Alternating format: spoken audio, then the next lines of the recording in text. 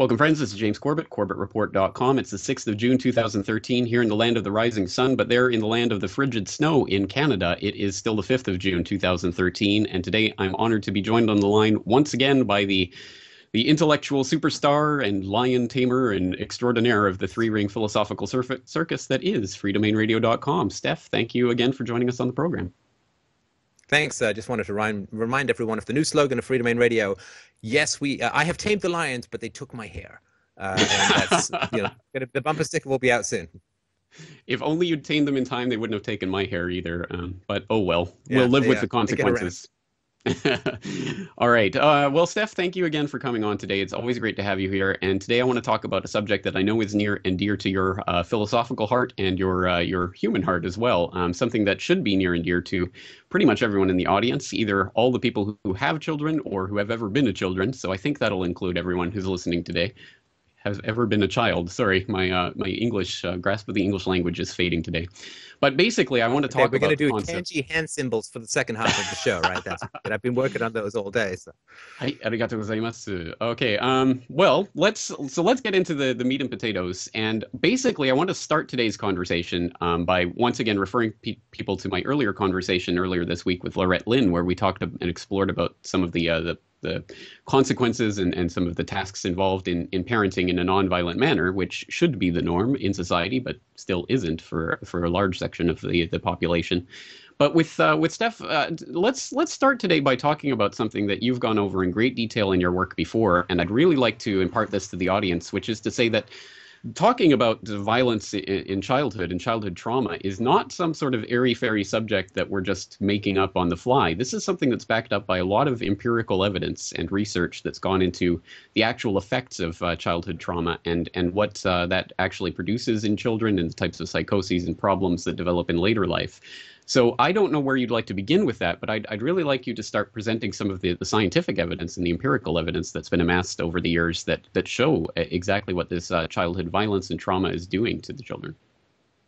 Sure, and I would refer people, if they go to the URL, fdrurl.com/BIB, then they can look at some of the more detailed presentations. There's a 4 or 5 part presentation on the science. So we'll just touch on it briefly here for those who want more of the background, including an interview with Dr. Vincent Felitti, who's the head of the Adverse Childhood Experiences Study for Kaiser Permanente. I'd really recommend it. It's well worth going in.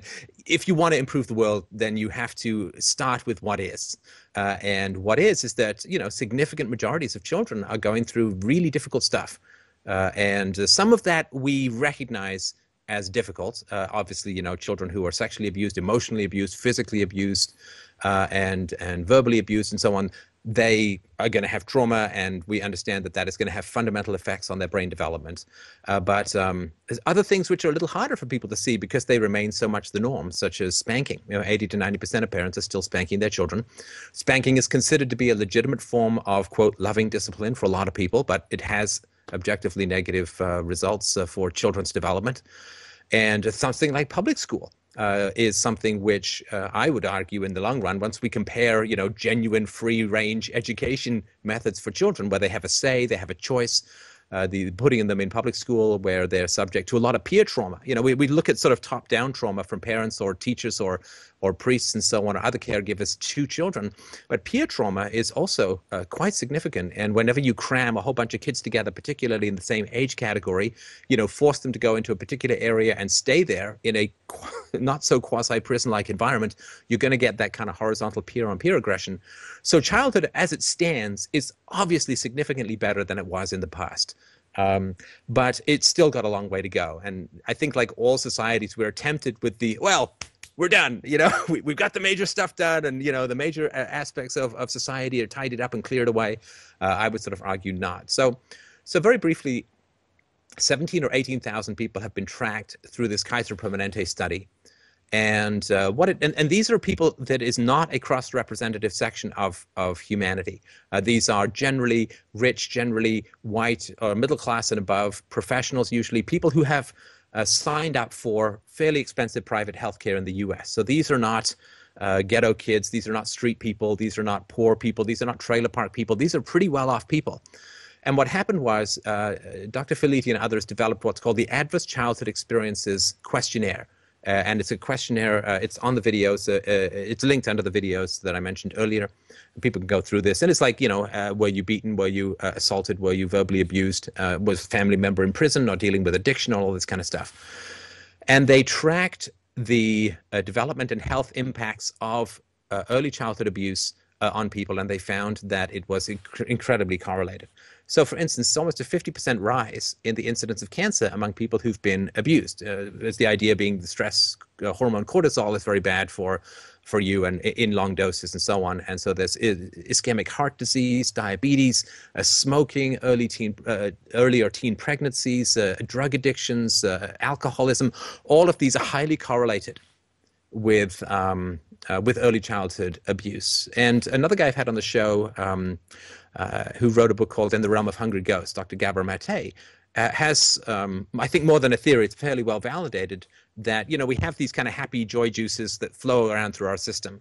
And for people who've been raised in really abusive or difficult environments, they have like a happiness ratio of like 20. Let's say the normal is like 100. They have like 20. And so if normal people, like say, take a drug, just at some party, like, hey, I'll be one of the cool kids tonight. And so maybe what you do is you go from 100 to like 130 in terms of your happiness, right? And you get these endorphins or whatever it is, whatever they're producing that gives you the buzz. And then you settle back down to 100. And you're like, okay, well, that was nice, but, I'm still at 100, so I'm okay. But people who have a happiness level of like 20 or 30 as a result of childhood abuse, when they take these drugs, they're particularly susceptible to them. They go to like a 80 or 90 or 100. And so in a sense, they feel normal for the first time in their lives. And what happens then is when they return back down to 20 or 30, they feel that as a deficiency, as an acute deficiency of happiness that they didn't feel before because that's all they'd ever known. Like, if you have some chronic pain and then you take some pill that takes it away, you're like, man, I can move my back. I can stretch. Like, what's normal for us becomes ecstatic for them. And then when they collapse back down, this is where the cycle of addiction seems to be so strong, is that they now know in a very real way that they're miserable in a way that they never knew before because they haven't approached normal. And then, of course, they take more of these drugs. And because they have a deficiency of happiness to begin with, it goes lower, 20, 15, 10, and then they need more of it. So this is why some people become addicted and some people don't. Like, I think it was only 10 or 15% of the soldiers in Vietnam who got addicted to heroin maintained their addiction when they got home. They just, I'm home, I'm out of the trauma, so I'll stop, taking heroin or whatever. But some people, of course, find it much harder. So you have a difficult childhood. It sets you up for a lot of problems in your body. It also sets you up for a lot of problems in your brain. A study just came out that's not referenced in this stuff I did a couple of years ago, which is kind of mind-blowing. So what they do is they've done scans of, I think this was women, who had, and they asked, did you have abuse? What kind of abuse did you have? They can actually target in the brain and see where the deficiency is occurring based upon the type of abuse that is occurring. So there's an area in the brain which represents genitalia, and women who are sexually abused have a thinning out of the neurons and the activity in that particular area. For people who are physically abused, it's in another place, and people who are emotionally abused, it's in another place, which is really quite astounding. I mean, it's like a scan for abuse. So somebody could not tell you that they're abused. You'd be able to scan their brain and see not only that they were abused to a fair degree of likelihood, but also what type of abuse they had experienced. And the theory seems to be that when you have something like child rape, you have this overwhelming stimulation of the brain, and the brain shuts itself down in that area, sort of like a fuse, it's like it's too overwhelming.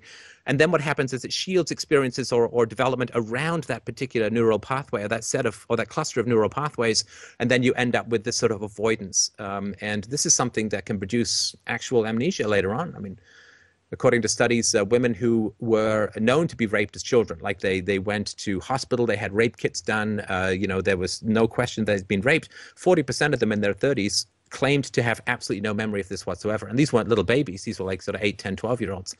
So it has a very distortionary effect on the brain. And the last thing I'll sort of mention is, the neofrontal cortex is the seat of our higher reasoning. Fails to develop in significant ways when children are exposed to abuse. What does develop is the amygdala, the sort of fight or flight mechanism. And so when people go through this kind of abuse, when you think of some guy who's in a bar who's really touchy, if he thinks you look at him the wrong way, he's just going to start being really aggressive. The fight or flight mechanism is highly developed, overdeveloped, and the sort of restraining mechanism of the neofrontal cortex, which intercepts the impulses of the base brain fight or flight mechanism and attempts to dampen them down. And you really only have about a third to a half a second to intercept those impulses. That is really atrophied. And so you get these hair trigger guys who are very aggressive, very violent, who take, what they call in the hood, he didn't give me respect, I need respect. He didn't give me juice. These are the guys who've gone through significant abuse and remain hair trigger and really quite primitive. And if they're very prevalent in a society, people mistake that for human nature and say, well, we can't be free because there are all these crazy people around. It's like, well, that really does come specifically from experiences as children. And a lot of those people, according to some researchers, Gabor Mate among them, says that, the development of empathy, of course, hugely complex. I mean, there are 10 to 12 complex systems within the brain that deal with empathy, mirror neurons and so on. And if you fail to develop it as a child, it's like learning Japanese. If you're not taught it as a kid, it's really hard to learn it later on. And the problem is, of course, that empathy starts with self-empathy, of course. And if you're not in touch with your own feelings, you can't empathize with other people. And the challenge is that to develop empathy, like to say, well, it's important enough for me to go through the painful process of developing empathy, would require that you would have self-empathy to begin with, and empathy for other people, to understand that it would be important for them, for other people, for you to develop empathy. So it's like the part of the brain that needs to fix itself is the part of the brain that breaks first.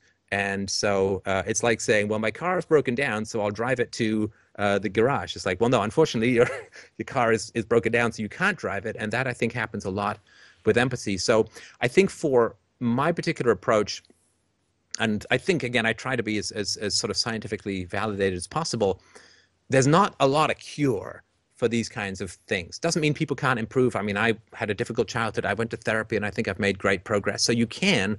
It's very expensive. I dropped like over $20,000 on therapy. So that's not available for everyone to have the time and the money to be able to pursue it. So I really look at prevention more so than cure, and that involves this beautiful parenting thing. So I hope that wasn't too long and boring an intro. I'll give you a chance to talk now, but that's sort of the general overview. No, not at all. I mean, that's all extremely important stuff that I hope people will follow that link. And of course, I'll put it in the show notes to your Bomb in the Brain series, where you go through this evidence in greater detail. But it is overwhelming. And the thing that I find fascinating about this is that the evidence is so overwhelming empirically, and it correlates to what we would expect from a common sense sort of view. I think if you're subjected to horrific events during childhood, it is going to have an adverse effect on your life. And yet, despite that, there is such resistance to this idea from certain quarters of society to this day, to the point where people will still defend a lot of these practices, including, of course, spanking, as you can't raise a child without a little bit of discipline, as people would term it, despite what the empirical evidence shows. And I think there are a lot of different reasons for that. Obviously, some powerful psychological reasons why people might want to attempt to normalize their own childhoods. But something that I think a lot of people will grasp onto is that in our own day and age, the scientific current, it seems to be running, at least in popular culture, in the popular imagination, towards the idea that we are genetically determined beings, that everything, if we can just discover the gene, then we will understand and be able to piece together someone's personality. So can you speak to the epigenetics phenomenon and what this is showing about how that assumption is mistaken? Yeah, I mean, this is quite new. At least when I first started looking into this stuff, probably 8 or 10 years ago, it was not particularly prevalent. Now, so when I was growing up, and maybe you've sort of had the same thing, it's like nature versus nurture. You're born with these genes, but somehow your personality changes, based upon whatever, right? So it's like, I have blue eyes, and I, no amount of what happens to me as a human being is going to change that. That's just sort of my genetics. So there was considered to be this stuff that was all fixed, and then there was this stuff that was variable, which was sort of experienced. But that's not really the way that it works fundamentally. I mean, some stuff, yes, blue eyes or whatever, hair color, whatever. But that's not what we talk about in terms of personality. But epigenetics is the understanding that genes are switched on and switched off according to experience throughout your life. So the genes that you're born with cannot possibly be your personality, because the genes that you're born with are not the genes that you have 6 months later, or 2 years later, or 10 years later, or 50 or 80 years later. The genes that you have later in life are switched on and switched off depending upon your experiences. So some studies have shown that people who have, boys who have a particular gene, who are subjected to physical abuse, become criminals with a near 100% certainty. You say, well, is that genetic? Well, they have the gene, and the boys who don't have the gene who are subjected to physical abuse do become criminals, but just not at as high a rate. But the boys who have this gene and who are subjected to physical abuse almost all become criminals. And that, how could you say, well, there's a genetic predisposition, but that doesn't mean anything fundamentally unless you have the abuse. And so it's sort of like, some people smoke and they don't get sick. George Burns smoked, lived to be like 100. So whatever, he had some sort of magic elven shield or something. But of course, you don't know ahead of time whether smoking is going to kill you or not, which is why it's a good idea to avoid it. In the same way, you can't really say, well, if your kid turns out violent and you hit him, you say, well, but it was the genes. Well, it was the genes plus his environment. And because we don't know, and I don't think we'll ever know fundamentally the degree to which certain experiences will turn off and on particular genetic markers or modifiers, because we don't know that, you just simply have to do right by your kids. You have to not aggress against them, not hit them. I mean, obviously for the moral reasons, but also for the practical reasons. You don't know what it's going to do to their genetics. So this nature versus nurture thing, I think, is, it's like flipping the coin and saying, well, which side is spinning? Well, they're both spinning because they're both two sides of the same coin. And we really can't separate them, I think, as well as we could, at least when I was growing up and had that sort of stuff explained to me. Well, it all makes sense to me, and I'd like to be positive and hopeful and optimistic about where society is heading on this issue, because I always get the sense that more and more people are understanding that things like spanking are violence. They're senseless, irrational acts of attempting to inflict pain on someone in order to get them to comply with your wishes, which cannot possibly be the type of example we want to set for developing young minds. And yet people, to a large extent, still do defend the practice. Certainly, I've been dispirited by some of the things I've seen online recently, including that pulse of the internet, reddit.com, where there was recently a front page post where there was a large thread about people defending the practice of spanking. Well, I was spanked and I turned out fine, and I was a bad little kid, but I learned my lesson, kind of thing. And it really does make you wonder if we are achieving progress on this front. What, from your perspective, you've been dealing with this for years, what is your perspective on this? Are you optimistic about where we're heading? Oh, yeah. I mean, absolutely. I mean, you almost would expect people who were spanked to say that. So spanking, for instance, can shave 3 to 5 IQ points off a person. And that's moderate spanking. More excessive spanking, I'm sure, would shave even more IQ points off. And so it's like if someone scooped out half your brain, you probably wouldn't feel dumb, because you would only have half a brain left with which to feel anything. And therefore you'd be like, oh, this is what I feel fine.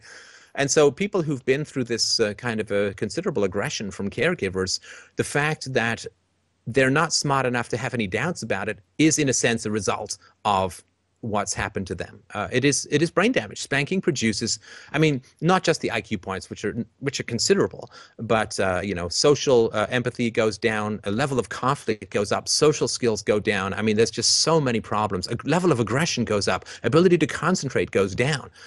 And so it damages the brain. And so the fact that people who have been damaged by aggression don't see anything wrong with that aggression simply is another way of saying aggression is bad. Like if people who heard the spanking studies and said, wow, that's really interesting. I mean, I always thought it was fine, but here are some facts that contradict my experience. An intelligent thing would be to put aside your own personal experience and look for the facts.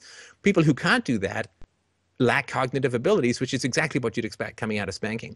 The resistance, of course, comes from the parents, right? The resistance comes from the parents. In the same way that when feminism said, maybe we should be treating wives better, who were the guys who were really great husbands didn't have a huge problem with feminism. Guys who were jerks, who were hitting their wives or yelling at them or just putting them down all the time. When someone comes along and says to the women, you really shouldn't be putting up with this. This is really abusive. This is really bad. You can leave if you want. I mean, the nasty husbands all throughout the world had a huge problem with that because they want to get all of the fruits of their relationship without actually having to be virtuous. Now, if the theories and the moral understanding of the immorality of spanking and child abuse, if it's true, well, then the parents have a lot to answer for. And do they necessarily, parents who've exercised authority like brutally, who've hit kids, who've yelled at kids, who've put them down, who've locked them in their rooms and so on, basically treated them like prisoners. How comfortable are they going to be with modifying that behavior. Well, if they had the capacity to reason, they wouldn't be hitting in the first place. You know, it's like going to the guy who's the expert car thief and saying, here, would you mind being my valet for the evening? I mean, almost by definition, these people are going to want to use aggression against anyone who stands up for kids. I mean, because that's what they're used to doing, right? But there have been a lot of articles out recently talking about, you know, are children still beholden in that Old Testament honor thy mother and father way to abusive parents? And a lot of people, I mean, I've been saying it for years, that it's something to be really examined from a moral standpoint. But I mean, there's a lot of it. There's Dr. Phil, his website on the New York Times and Slate. I just read an article recently about that. So I think just the promotion of voluntarism, which is to say, if you have a great relationship with your parents, fantastic. You know, love them, kiss them, say thanks a million times.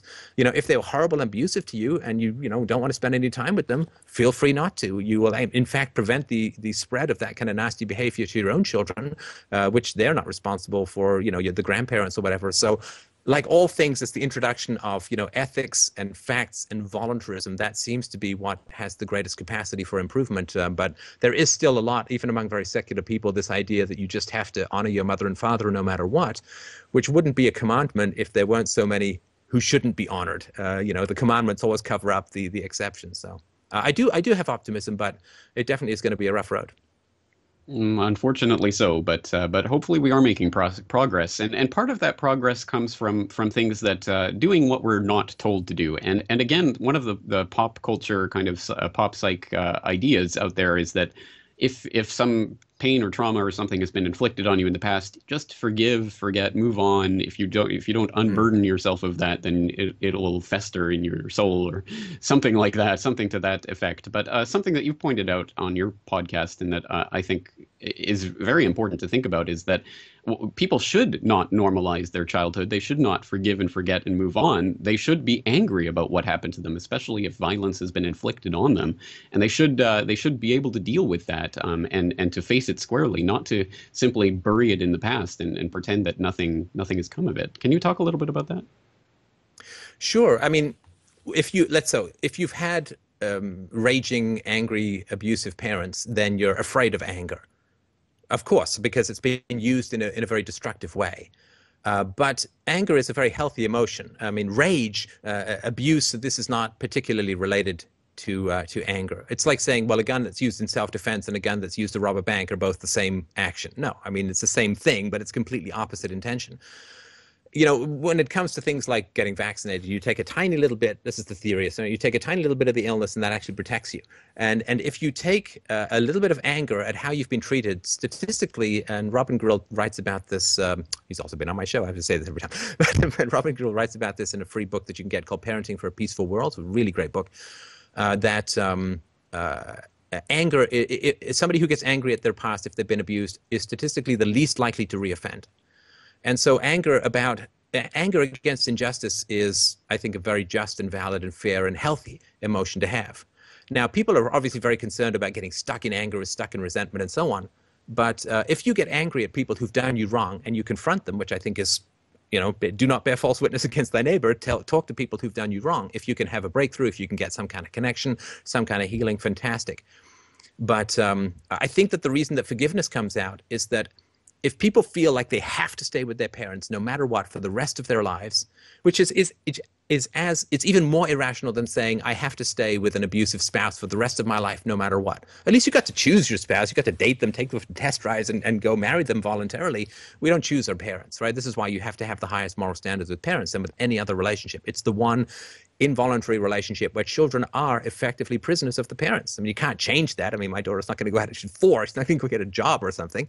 So she didn't choose to be born. She certainly didn't choose me as a father, and she's not choosing her environment, and she can't leave it, right? So it's the least voluntary relationship, which means you have to have the highest moral standards for that relationship as the least voluntary. And so if we can promote the idea of voluntarism in parent-child relationships, that's the best way, you know, to make relationships better. I mean, we don't run around yelling at public school teachers to be better, or the post office to be better, or the IRS to be better. We should just privatize these things, make them voluntary, and the improvements flow from there. And that's sort of my argument with the family. The voluntary family is the quality family, and the degree to which we assume that our children are just our property to yell at, to hit, to demand resources from, to have them come and wipe our asses when we're 80, no matter how we treat them, Of course, that's basically socialism. It's basically a dictatorship of the family. Whereas if we recognize that our children are voluntary, independent beings, they can't choose to be with us now, but we should treat them as if they could and would choose us over everyone. That, I think, is the best approach. The forgiveness thing comes when you can't get angry at your mom or dad, and you also can't choose not to see them because it's such a taboo to say, I don't want these abusive people in my life. I've, quote, forgiven my mom for some terrible things she did when I was a child. I mean, I would sort of still wake up every day, Mom, I have a pretty great life, positive life, and a happy life. So I've sort of forgiven her in that I'm not going back and pressing charges. But that doesn't mean that I have to then go and see her every Sunday, right? So you may say, I forgive the guy who robbed me last year. I'm going to move on. But that doesn't mean that I have to go over to his house every Sunday for dinner and admire all my stolen goods on his mantelpiece, right? So once we have voluntarism, I think there's less of a need to continually forgive. And the last thing I'll say is that I think forgiveness, like laughter, like love, like I think all of the best of the involuntary emotions, like you can choose to make your thumb hurt by hitting it with a hammer. You can choose, I guess, to make yourself happy by taking heroin in the short run. But the involuntary emotions, I think, are the best, right? Love and passion and so on.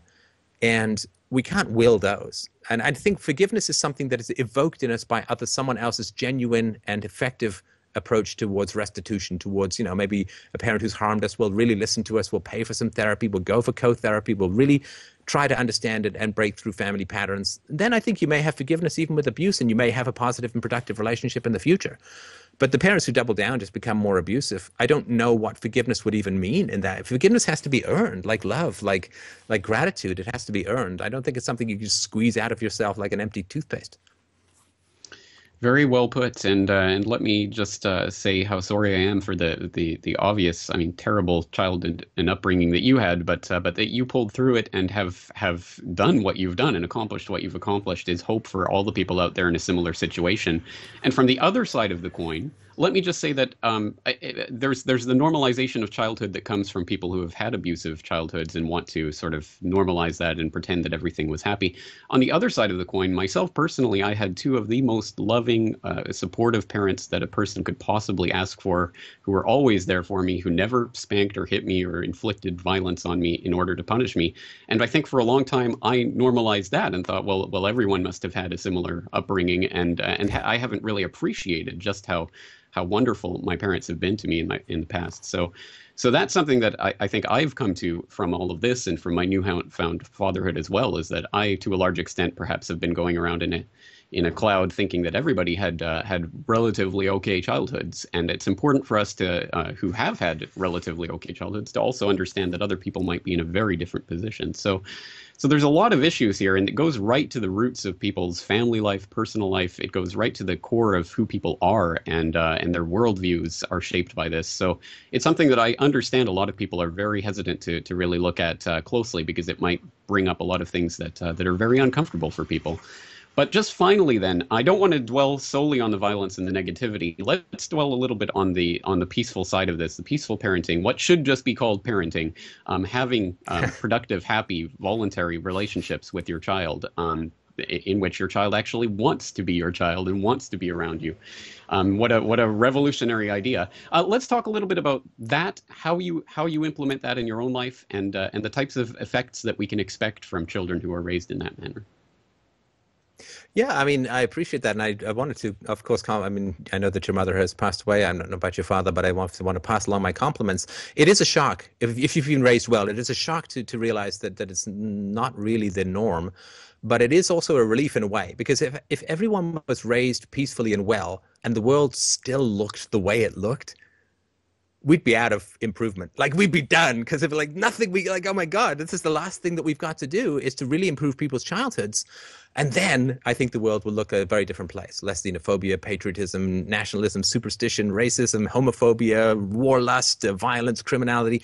All of these things can more or less be tied directly back to early childhood experiences. So I know it's a shock to find out a lot of people out there with bad childhoods, but it is kind of a relief in a way, in that we actually have something we can genuinely improve. Because if everyone had great childhoods and peaceful childhoods, and the world was as violent and predatory as it is, Well, I don't know. It's like if your car's going as fast as it can and you can't hit the gas anymore, that's as fast as you can go. But there is so much to improve, and I think that does make the world make a lot more sense when you look at it through that lens. So, but yeah, peaceful parenting, non-aggression principle, right? Respect for property rights. So thou shalt not initiate force against others, to me, is the foundation of ethics, right? And where else would we want to apply that first other than with our children? I mean, that is, that is the least voluntary, as I mentioned, relationship. It's the one where we should have the highest moral standards.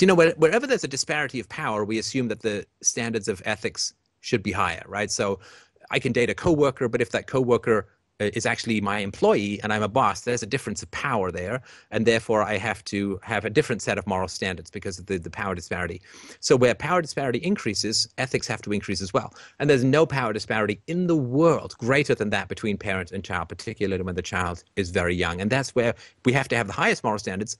Insanely, and the future will view this as completely bad, we have the opposite. Where we have the greatest moral disparity, where we have the greatest power disparity, we have the lowest moral standards.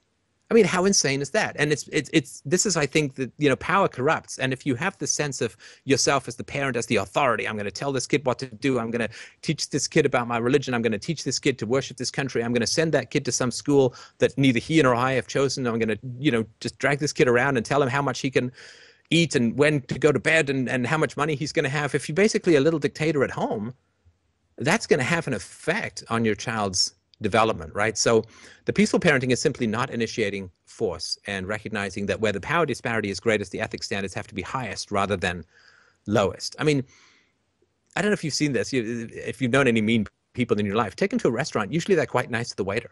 They may be snarling at their kids in the car 5 minutes later, but usually they're chatting and joking with the waiter. And that's just mad. I mean, what the hell do you care about the waiter, for God's sakes? If you're going to have high moral standards in your behavior, forget the checkout clerk that you're making a joke with. How about your flesh and blood, who you want to be there when you get old? And anyway, so it's simple in its principles and complex in its execution, sort of like the free market. It's respect property, don't initiate force. Those are some basic, simple principles.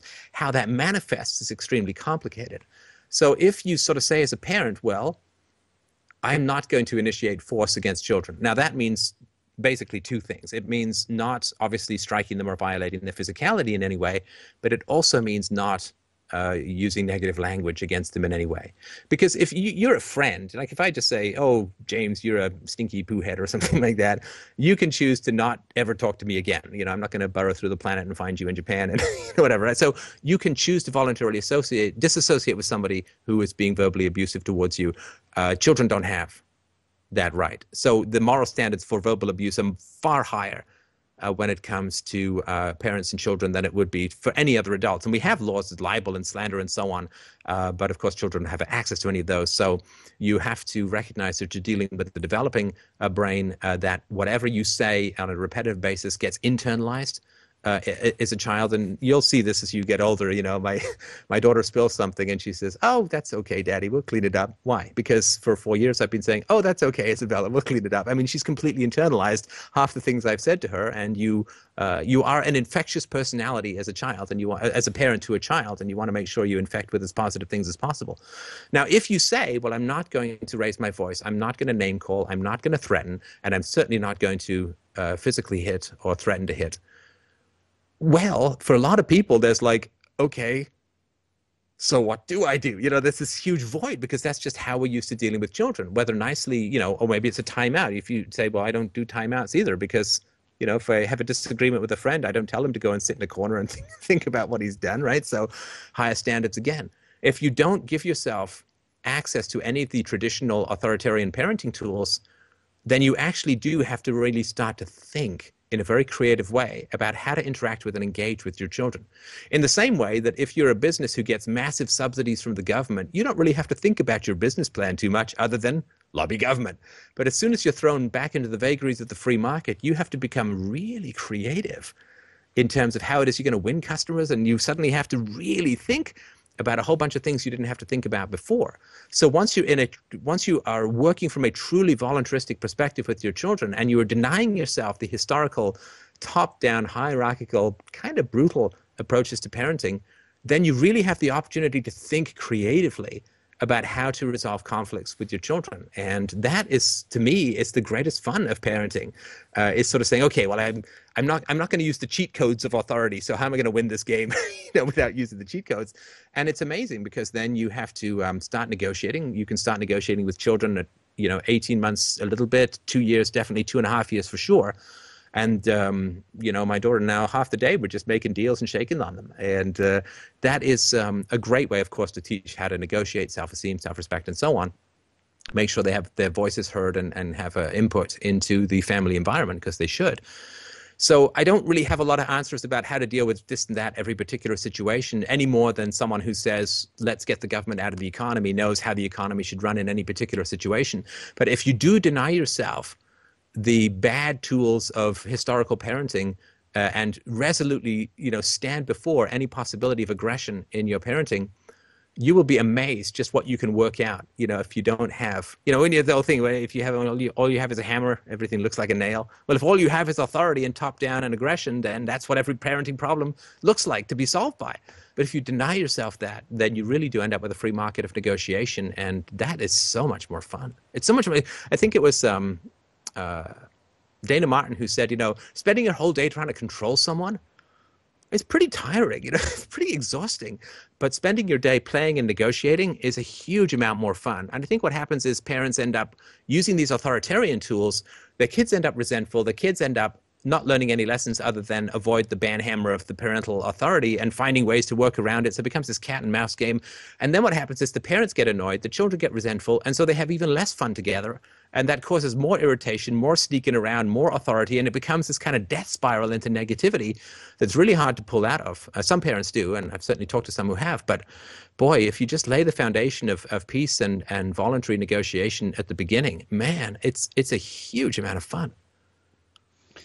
Absolutely. Well, you bring up, just finally before we go here, you bring up an important point that very simple principles can have very complex effects when they play themselves out. So, for example, in the free market, some very simple principles and simple processes can lead to the creation of something deceptively simple, like a pencil, which in fact is a mind-blowing thing when you think of where all the materials are being sourced from and how they're being mined and shipped all around the world and manufactured, et cetera, et cetera. So for anyone who has not seen iPencil or any of its derivatives, the essay by Leonard Reed, that name is not coming to mind at the moment. Yeah, a brilliant summation of that. Well, let's think of that in the parenting context. So I know you don't have a crystal ball, but if we were to apply these principles and this was to become the norm in society, what type of society would we be looking at a generation or two out? Oh, I mean, it's a free society. It's a society without, let's see, the grim superstitions of religion, which is separate from imagination. I mean, religion is fantasy. Fantasy is not the same as imagination. Imagination is writing a great screenplay. Fantasy is thinking that, bats are flying around in the room or that you have to wash your hands 1,500 times a day. So we would not have, I think, the dangerous superstitions that are very scary to children, hell and demons and fire and all that kind of stuff. Without a doubt, there would be a vast, I dare say total, but, you can't go that's in the sociology sciences, social sciences, but a vast reduction in criminality, a vast reduction in abuse, a vast reduction in substance abuse, alcoholism, drug abuse, and so on, and a vast reduction in promiscuity, and a vast reduction in early teen pregnancies and so on. Greater intelligence, greater social skills, greater negotiation skills.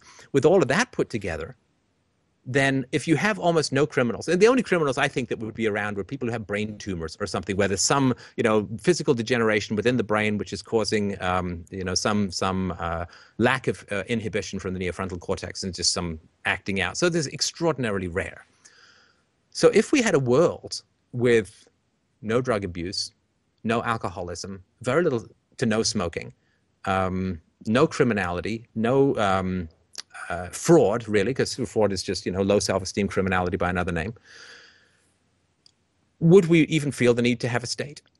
I mean, wouldn't that be like going to an atheist convention and trying to sell demon insurance? I mean, it just wouldn't. They'd be like, sorry, I mean, you're trying to protect me from all these things that aren't there. And if people from the state came around and said, well, you see, you need to give us half your income and sell off your children's futures because there are all these bad people in the world who are going to take stuff from you. It's like, actually, I only see one. It's just the guy standing in front of me trying to tell me the idea of the state. So, but of course, if you, so from a sort of demand standpoint, the state would seem ridiculous. Like, just protect me from what? I mean, you know, it's like, hey, James, I got this great woolly mammoth insurance that I can sell you. It's like, no, I haven't seen a woolly mammoth in quite a few 100,000 years, so not so much for me. But also on the other side, you know, the people, if you read the childhoods of politicians, they're brutal. I mean, I can't remember who, somebody's done a history of the childhoods of U.S. presidents. I mean, they're just monstrous, complete sociopaths. And you can see from their childhood histories just how damaged these human beings are and what unholy lusts for power and domination grow out of a smashed and broken early childhood, where people are spending their whole life trying to control others because they were so controlled as children and so brutalized as children. And you can see this even with Barack Obama. I mean, their childhoods are just wretched. I mean, Bill Clinton, you know, drunken, deadbeat, gun-toting, crazy family life, right? So from the pull standpoint, like from the demand standpoint, people would be unable to sell the concept of a monopoly of violence to protect you from violence. It just wouldn't make any sense. But people also wouldn't want that kind of power. I mean, if you've had a healthy childhood, you don't grow up thirsting and lusting for violent power over other people. I mean, it can't happen. It's like, you know, for people to be hierarchically dominatrix bound in some violent pact with the citizens without having had a happy childhood. It's like going into and saying, you look, my arm is broken, but I never damaged it. It's like, no, if your arm is broken, it must have been damaged. And if people have this power lust, they must have been damaged as children. So without the boogeyman showing up that the state is continually scaring us with, why would we even feel the need for the state? And who would be trying to sell us a state, since they'd get much more happiness and pleasure out of negotiating and participating with us than they would out of controlling and violently dominating us? So I think we would see a society without countries, a society without a state, a society without superstition, and a society where if people were treating their children badly, they'd show up so clearly. And of course, the brain scans would show it very clearly and interventions would happen. But it would be so rare that it would be, you know, okay, last thing I say. So, you know, in the Middle Ages, people got so insane, you know, I mean, the Middle Ages, I mean, the theology was so powerful. And I mean, there was this thing called Synvitus dance where people would have hysterical dancing because they would think that dancing would drive away the demons, and the demons were everywhere. And they would dance till they passed out or died of thirst and this was surprisingly common. And yet you don't see this happening anymore because we have a more rational approach to the world. And I don't see any reason why that can't continue going on. And I don't believe that it's like pushing that Sisyphus rock uphill. You know, you have a peaceful generation, and then if you don't keep fighting for it, it's like it all comes sliding back down. I just don't think that's going to be the case. I think once we reach that plateau, it's going to become the foundation. Well, I certainly hope that at any rate that is the case, and it does seem to be a system of self-generating cycles. So we have to break the cycle of violence and put at least in our own lives. We can't control other people. We can't control what's happening on the macrocosmic scale, but we can control our own family and what we choose to do and how we choose to relate to our children. So, Steph, a lot of food for thought in this conversation. I certainly hope people are going to listen to it critically and take it on board, no matter what types of demons it might dredge up from people's individual pasts. Just before we go, let's give people a chance to find yourself, your website, and your work. Oh, sure. It's freedomainradio.com. And the YouTube channel is youtube.com/Freedomain Radio. And yeah, people can come. I've got a whole bunch of books there that are all free. The shows are all free. People can donate if and when they see fit. And I really appreciate everyone's support. We have 50 million downloads. So doing something not too wrong. Not too wrong. That's the motto of Freedomain Radio. So I appreciate that. And for my listeners, it's Corbett Report. And it is 1B, 2 T's, if I remember rightly. That's right, corbettreport.com. So I think we'll leave it there for now. But Steph, I certainly hope we can have you on in the future to talk more about this, especially as my son grows up and I start encountering more things myself in my own life. So excellent conversation today. Thank you again for your time. Thanks. And I just wanted to point out how lucky your son is to have you as a dad. He is a very, very lucky young man, and I'm sure he will grow to appreciate that. But congratulations on the way that you're parenting. I'm sure it's just fantastic. So good for you.